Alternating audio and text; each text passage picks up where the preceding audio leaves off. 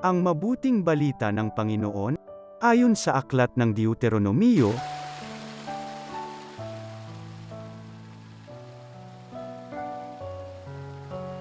sinabi ni Moises sa mga tao, "Mula sa inyo, pipili ang Panginoon ng propetang tulad ko, siya ang inyong pakikinggan.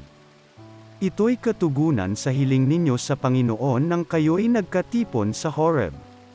Ang sabi ninyo, huwag mo nang iparinig uli sa amin ang tinig ng Panginoon ni ipakiita pa ang kakilakilabot na apoy na ito pagkat tiyak na mamamatay kami."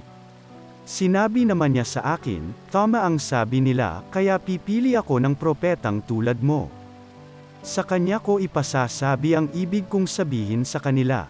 Sino mang hindi makinig sa kanya ay mananagot sa akin. Ngunit tiyak na mamamatay ang propetang mangangahas magsalita sa pangalan ko nang hindi ko pinahihintulutan o magsalita sa pangalan ng alinmang Diyos-Diyosan."